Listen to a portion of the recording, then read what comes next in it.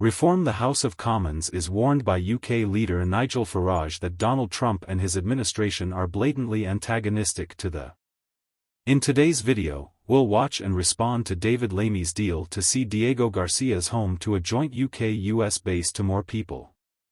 We'll also go over all of the most recent news from the past 24 hours, but first, as mentioned in the introduction, hit the like button, subscribe to the channel, and join our rapidly expanding community. The House of Commons is warned by Nigel Farage that Donald Trump and his administration are blatantly hostile due to Labour's betrayal. Observe: I told the Foreign Secretary 6 weeks ago in this chamber that this was a huge mistake because the US presidential election was approaching on November 5. If you say, yes, it's okay, the United States is fully in favor of this, I can assure you that Mike Waltz, the incoming National Security Advisor, has written to Secretary of State Blinken about this at the time when the Right Honourable Member for Braintree was trying his hardest to cede sovereignty of the Jos Islands. I can also tell you that, having been in America last week, I know the incoming Defense Secretary very well, that there is outright hostility to this deal. As we saw with Hong Kong, lease agreements are very easily broken. A senior Trump advisor told me that Diego Garcia was the most important island in the world from the perspective of America, so you're going to find outright hostility. There is no basis for this agreement to continue as is, and if you do, you'll be at odds with a nation without which we would be defenseless. Well, thank you, Mr. Speaker. Let me be clear, this government inherited a situation where the long-term secure operation of this vital military base was in danger. He is correct on that one point. In order to protect Marian sovereignty, international bodies were taking action. I am aware of his remarks about the incoming US administration, and we are eager to work with them. I am certain that they will be briefed on every detail of this agreement, and I am certain, Mr. Speaker, that the specifics of this arrangement will allay any worries, otherwise we would not have made any such agreement in the first place. Tell me what you think of this in the comments section that follows. The newly elected Prime Minister of Mauritius, Navin Ramgoolam, has requested an independent review of the agreement between Britain and Mauritius about the future of the islands, which has resulted in a temporary halt to the Chagos Islands Pact. In a speech to Parliament on Thursday, Ramgoolam, who took office just 2 weeks ago, voiced concerns about the deal and requested that it be delayed. He said that his new cabinet would take the review's findings into account before making any final decisions, but Labour leader Keir Starmer is optimistic that the agreement will be ratified soon. According to some sources, Starmer is keen to see the contentious deal through before Donald Trump takes office as US President on January 20. Trump has already publicly rejected the agreement, and Republican lawmakers have strongly objected, citing worries about China's expanding regional influence. In October, Starmer declared that the UK would cede sovereignty of the Chagos Islands, putting an end to decades of frequently contentious negotiations between Britain and Mauritius over the archipelago.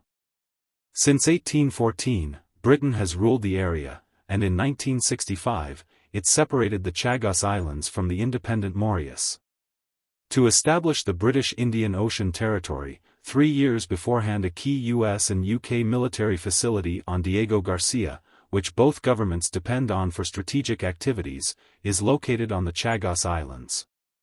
Jonathan Powell, who was involved in negotiating the island's detachment, has apparently been flown to Washington in an attempt to rescue the deal. The agreement, according to Starmer, would guarantee the military base's long-term survival, making it the most crucial factor. The facility would continue to operate under a 99-year lease, but Reform UK leader Nigel Farage cautioned MPs that Trump's administration viewed the deal with blatant animosity, pointing out that a top Trump aide had referred to Diego Garcia as the world's most significant island from our point of view. Residents of Chagos Island gathered at the British Embassy in Mauritius earlier this week to express disapproval of the agreement and demand that Powell stop talking to their government. The demonstrators were carrying signs. "We must read our voices and make sure they are heard. We demand to be included in the negotiations and to have our voices respected." Chagosian British remains. Opponents of the deal in Britain worry that it would provide a precedent for the Labour administration to cede other areas. The British government maintains that it had little choice but to negotiate the handover after an International Court of Justice ruling declared that Britain's administration of the Chagos Islands was unlawful and had to end. Powell, who negotiated the island's detachment in the 1960s, has previously argued that Britain shouldn't be too worried about losing control of the islands, which he described as being very tiny. Last but not least, it is forecast that UK home prices would climb by 2.5% in 2025, with sales volumes reaching 1.15 million. Price rises are expected to be more pronounced in areas such as the Midlands. England's north, due in part to stamp duty changes beginning in April 2025, many homebuyers in Scotland and Wales will have to pay higher stamp duty rates, especially in England and Northern Ireland. As a result, the percentage of current homeowners who pay stamp duty will rise from 50% to 83%, with the majority paying an extra £2,500.